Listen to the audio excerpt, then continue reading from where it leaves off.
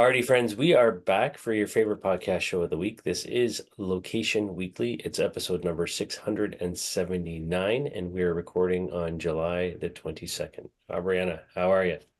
I am great. It's another day in muggy New York paradise.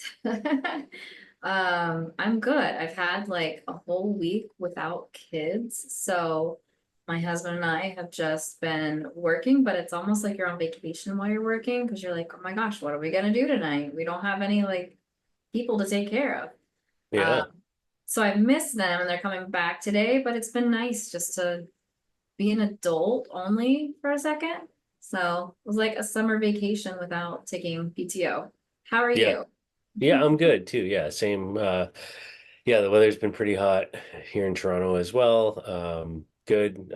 We had a lot of rain early in the week last week, but it's been nice ever since. And then yeah, it's I feel like the summer's already and it's like tailing off, like that's what it feels like.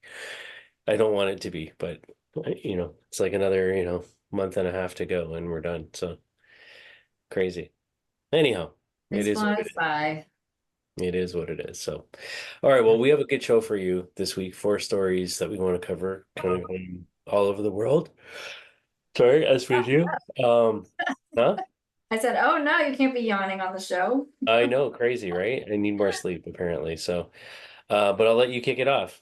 All right. So we are starting with a story out of San Francisco. A company called Landcode has a product in beta, and this is addressing location sharing via a web-based mapping app. So they're saying they're going beyond traditional postal addresses. They're offering precise and streamlined method for identifying and navigating to locations. Sounds a little familiar to me, but let's keep going. Their goal is to simplify the way that users and businesses communicate and pinpoint destinations. So basically, they're converting detailed location data into concise and easy to share codes. And so they're trying to make accuracy and efficiency go hand in hand here. And yeah, the kind of like applications or use cases that they're going after are more of like logistics, travel and tourism, and then tech sector, so innovations in web-based mapping applications, I guess being embedded in that. And so some of the key features are like the streamlined navigation solutions, so just reducing the ambiguity, they say often that's associated with traditional addresses, location sharing codes, and then the web-based mapping application. So to me, this really reminds me of what three words. It's like addresses are complicated, so some places don't even have a great postal system, or it's the address is too large to pinpoint where you really are. So it's kind of like, What's also interesting is I tried to dig into this company and they do have a LinkedIn profile, but there's no one that works there. There's nothing really about them on the website. Just shows the product and it says it's in beta. It does look like you can share it socially. You can also get directions with all of the traditional mapping applications that are there and integrated, which is pretty cool. But who are you people? Show yourselves. Let us know who you are. Reach out. Yeah, I mean, I feel like to me, this already exists, but maybe I'm wrong. I'm trying to understand, like, right now I'm a little bored, but I wanna know if I'm missing something, let us know. But you gotta have a face.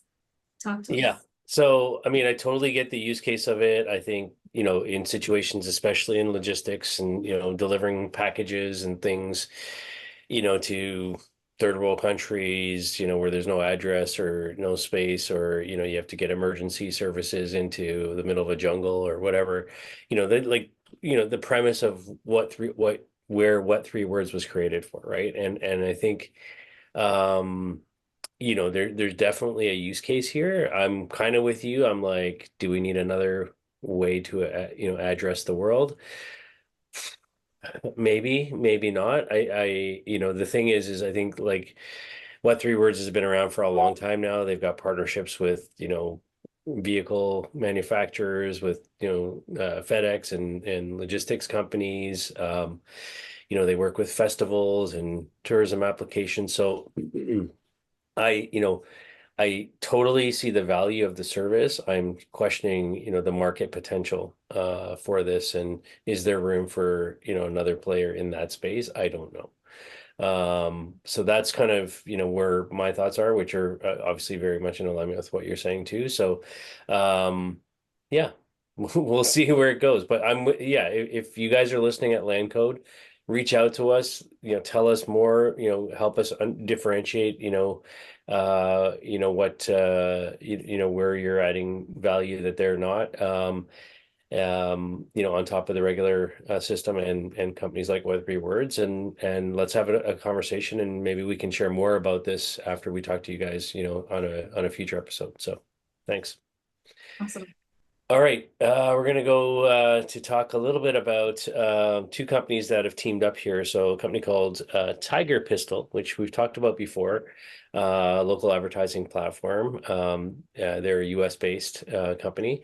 They partnered with a Swedish software company called AdBud, which is an online marketing platform.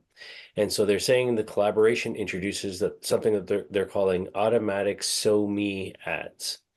So really what they're going for here is, sort of trying to automate and, make simple, the process for managing and optimizing Facebook and Instagram campaigns, that are, location targeted or enabled, right? So, yeah, so it's not an easy thing if you're trying to do that manually.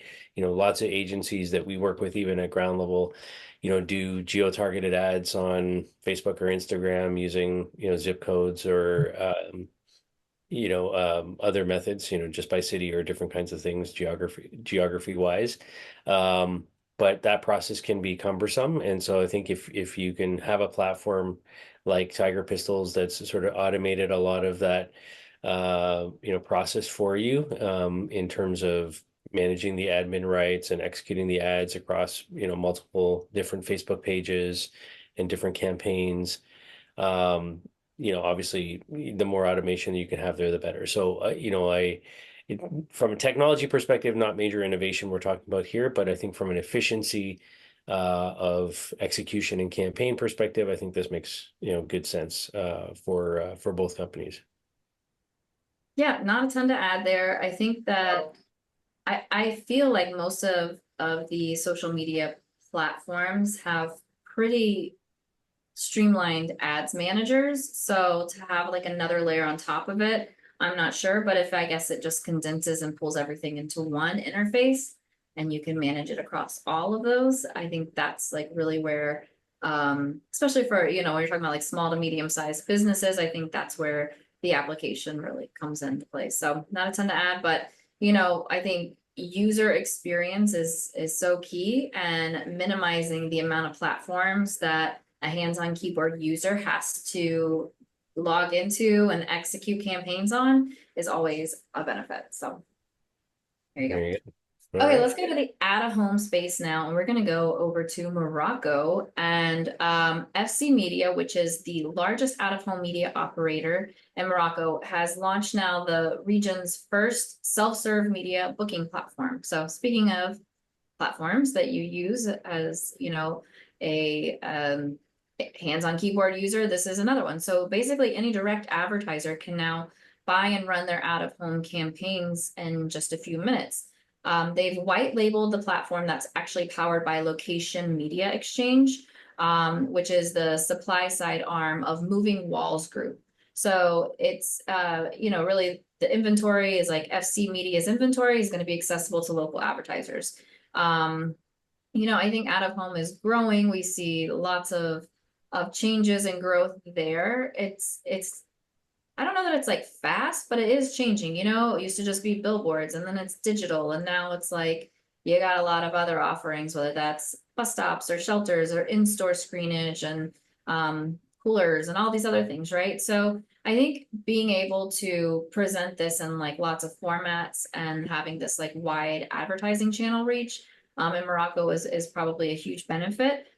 They've said, the companies have said it's been like really difficult to scale in the past. And so this is something that's really easy. It's not super manual. And people can just go in and upload their creatives, real-time reporting, and then understand the campaign's performance from that. So I think it's pretty cool. They just started their partnership last year. And yeah, I mean, I think we're seeing a lot of these types of partnerships, but again, it's an ads manager, right? Like, how do you make it simple? How do you make it easy to access the inventory? How do you get easy access to insights, reporting, measurement, and then how do you apply that into future campaigns? I think is kind of the name of the advertising game today. So very cool. Yeah, I think you've summarized it so well. It's interesting for me just to comment on this, like with Moving Walls, which is the company behind the location media exchange platform. We know them mostly from, sort of their home, operating area in Singapore and in that sort of APAC region, where they've kind of been a big player, I would say, the last couple of years in the out of home space. So it's fascinating for me to see that, they're operating and doing deals now in places like Morocco. And, it just says like when you've got something that is robust and well built and has the capabilities that the industry needs, it doesn't really matter, where in the world you go, like, the same challenges exist and if you've got the right solutions, you can partner with these types of companies, right? So I think it's a good statement on seeing where Moving Walls and the local media exchange is going in terms of growth. This is a company that, I'm going to say like 5 years, 6 years ago, came out of nowhere for me. Having been in this industry for a long time now. But I'm really excited to see like how quickly they're growing and that they're doing these kinds of partnerships. So yeah, not much more to add than that. So very Um, good. Okay, final story for this week. So I don't know about you, Aubriana, but I would say every year I do a couple of road trips, where I'm driving from, point A to point B, for, weekend or a mini holiday or something like that. I'm actually planning one right now, to Chicago, next month, from Toronto here. So not a big distance, but significant enough. And when you do that, it's interesting because like often, even when I'm flying, which I do way more often, I'm always looking at, the weather apps because I want to know what's the weather forecast going to be in Chicago or in, Munich or Singapore, or wherever I'm going to be.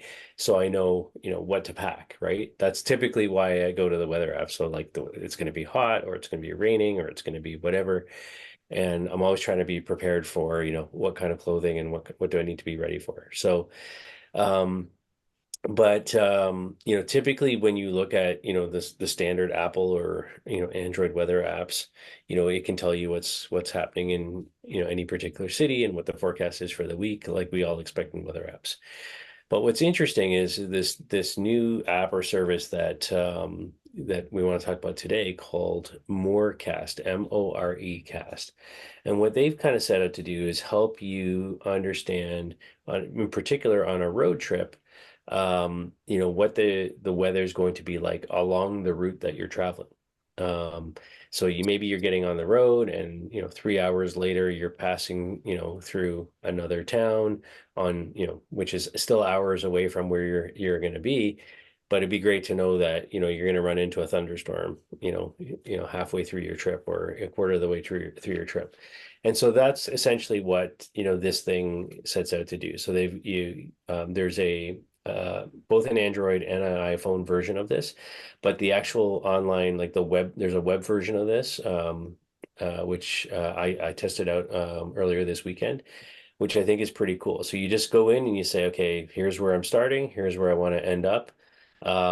Here's the time I want to leave, and you hit this plan your route tool thing, and it comes up and it shows you like, what the weather is hour by hour kind of thing along your route that you're driving, so that you can kind of be prepared. So I hadn't seen a weather kind of app or tool that does that yet. I guess so I like it. I see value in it. I think my one negative comment on this is that, if you're a traditional weather app, you should be looking at this going, we just need to add this as a feature. So I don't see these types of things typically. I see the value in them, in what Morecast is doing here. I don't see them as a sustainable business model or this is going to become the next big weather app. I see this as like this should be a feature that is available in all the weather apps that, we use every day. So, but I really like it. Your thoughts? I'm gonna push back on your opinion just a little bit. I really love this. And I agree that this is a feature that could be worked in, but I think there's a lot more that can actually be incorporated in the same vein as I'm planning a road trip. So what I think about a lot of times, we just did a road trip a few weeks ago. It was a long one.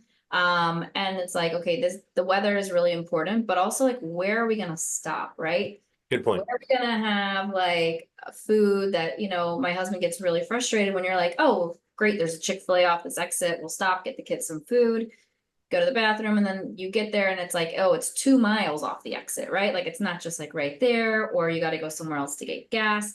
So I think there's a lot you can incorporate in the same vein. Also, I was thinking, I mean, I love to give my ideas away for free over here. My other idea was like, hey, what would be really cool is that if you have kind of like a mindset. So, for example, if I'm going on a road trip with some girlfriends, we're probably like, hey, maybe there's a thrift store, maybe there's an antique store we want to hit along the way. And we're like in just, enjoying ourselves mode. Whereas, if typically the man is driving, they're like, conquer, get there, no stops, like, let's just go. And so maybe there's like different modes, right? Where you can explore different areas as you're like road tripping through, or maybe you're like in a I gotta get there as fast as possible type of thing. So I think there's a lot more that could be incorporated into this, both from an advertising and monetization standpoint, but also like what else is happening that we can help people with along their route. Yeah, I totally buy that. I think that's a great way to look at it. And, maybe it's a mashup of something like, Waze, and Morecast, right? Like more that sort of, what else is around you, what restaurants are there, monetization of, brands pushing deals and offers along the route, all that kind of stuff can be done. But just in the simplicity of the feature of knowing, what the weather is along my route, I love it just on that. So Yeah. super interesting. Okay, well, that's our show for this week. You've been listening and watching episode number 679 of Location Weekly. We thank you, as always, for your time. If you have story ideas, please reach out to us. We'd love to hear from you. If we talked about you today, please reach out to us and tell us what we didn't get or what we need to know more about. We'd love to hear from you about that as well. And for everyone else, we will see you next week, yeah, for another show. So take care and have a good week, everybody.